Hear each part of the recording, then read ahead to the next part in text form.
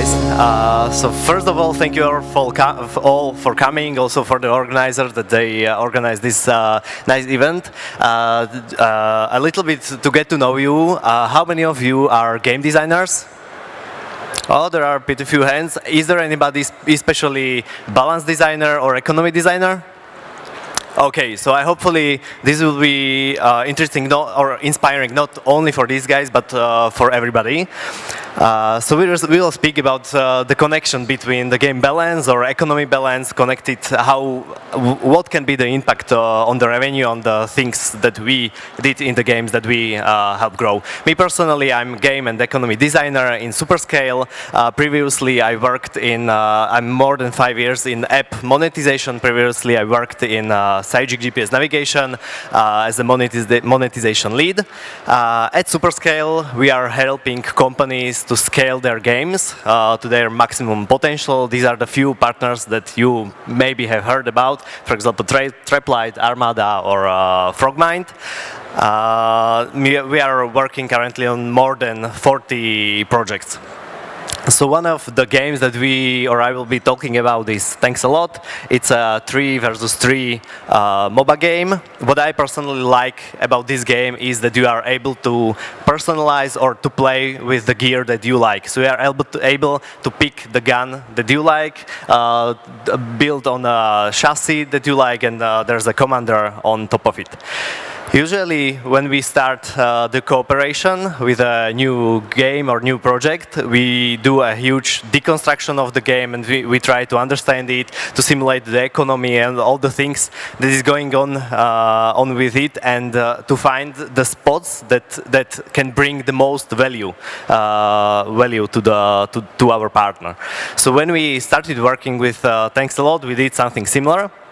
And what we see from the data, what we see from Discord or Reddit or reviews in stores, we saw that not many people were playing with legendary guns. And it was like a point, like when you know that there is a problem in the game, it's easy to work with the problem or opportunity. But when you are just finding and looking into things they don't really make sense, you need to dig deeper. Also, we saw that there were only a few guns, but they were played by the majority, and we saw some pretty low win rates on selected guns.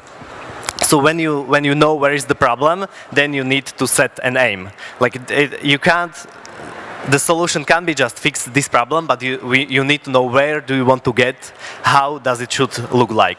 So what we wanted to get with these changes that we did, we wanted to have the rarities transparent. So if you drop higher rarity, we wanted you to know that it's better and it makes sense for the player to switch for the new gun.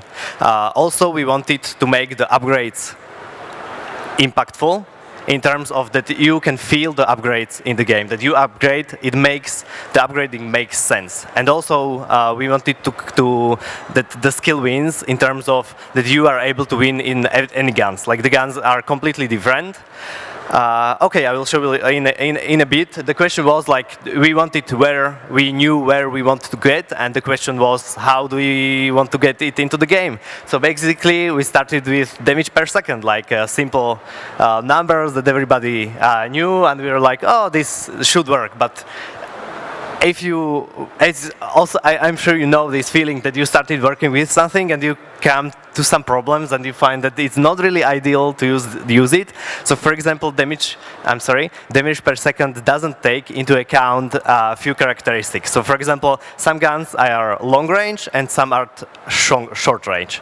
Some has possibility to shoot over the walls, or for example, this one is even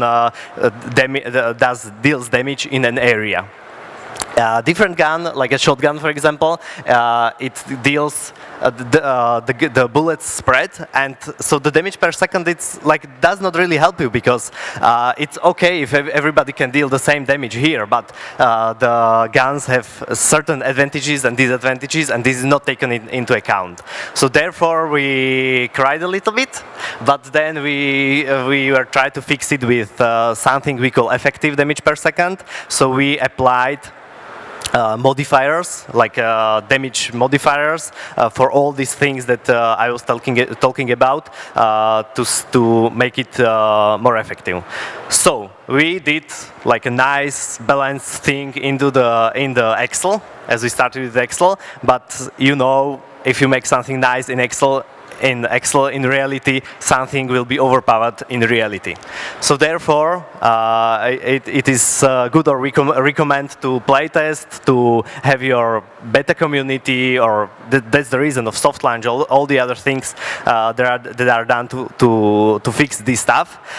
Because even if you find these mistakes or flaws, in reality, there always is something that is not completely in balance, and is not possible, in my opinion, it's not possible to make like 100% fine balance. And personally, I admire games that are able to patch balance like every 2 weeks, for example, as the League of Legends, to find all these tiny spots that are not in balance, and how they are trying to fix it.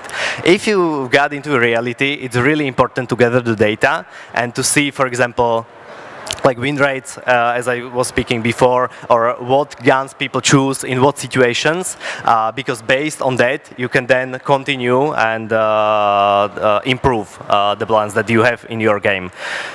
So all these changes that I was talking about, they are numbers only, so there was no development needed, no developer needed in this case, and only with this we A/B tested it when we rolled it out, and the uplift on revenue was 25%, which if you spend like 2 weeks in Excel and playing with it, is a really nice result. And sometimes we feel like this when we saw it.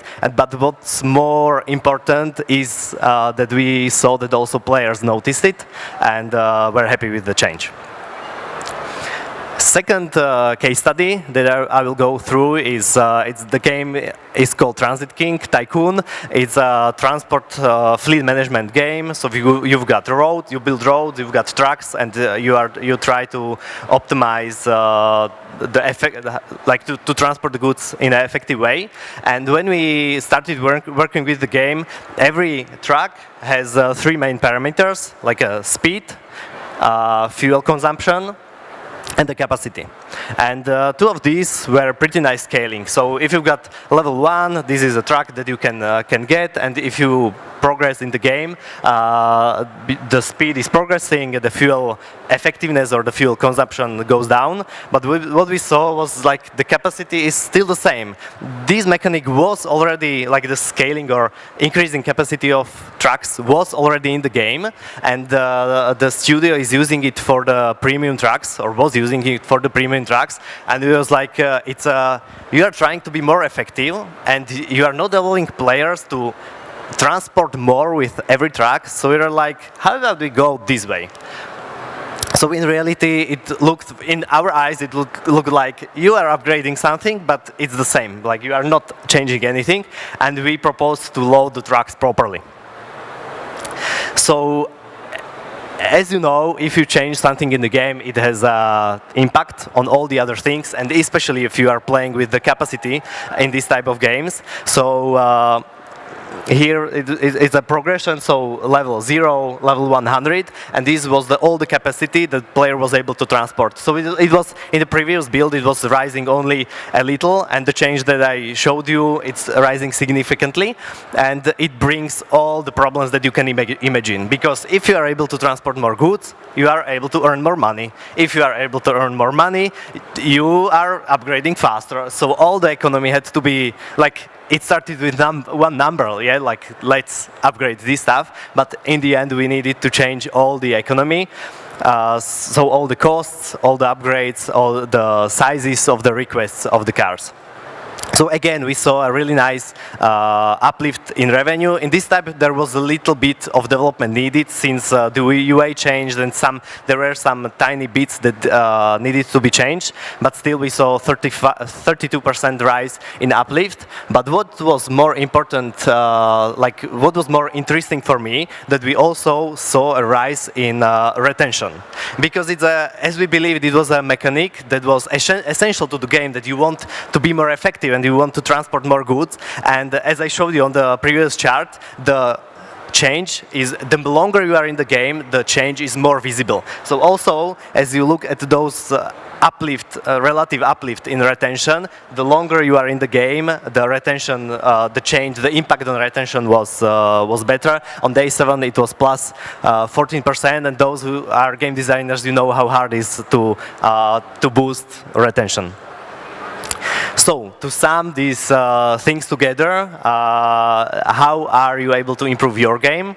First of all, you need to identify opportunity. It could be either a mistake or a flaw, as we showed in Thanks a Lot, and it can be also an opportunity. In Thanks a Lot, it was a mechanic that was there, but was not really utilized. Your players are definitely a source of inspiration, like what you should change. So you should read through reviews, through Reddit, Discord, and so on. Definitely ask designers and all the people in the company, and I highly recommend using the data, because in my opinion, designer without the data is not really seeing all the picture. As my friend used to say, he says, like, don't listen to players, listen to data, because that's the reality what they are doing and not what they are saying. Second thing, set your goal. You need to know what you want to achieve with the change that you are doing. If you've got no aim, no goal, you will not achieve it. You should also imagine all the possible scenarios, like things can go crazy, as I showed you in the economy.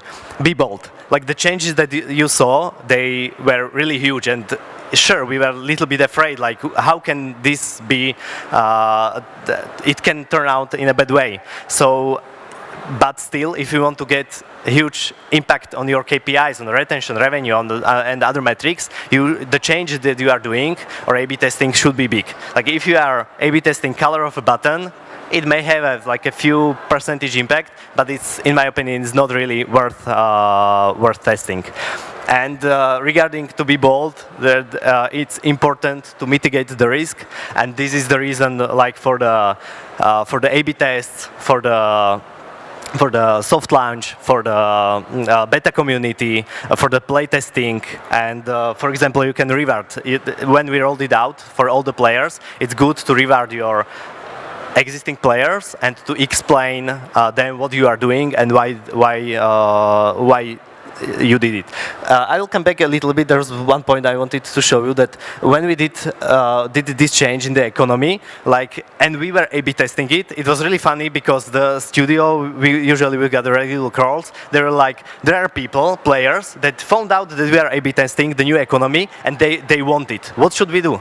Like, this is a good way. If it's like, this is what we want to achieve, that even the old players want to have the things that we are going through A/B test. So I hope it inspired you, and please, I'm ready to answer your questions.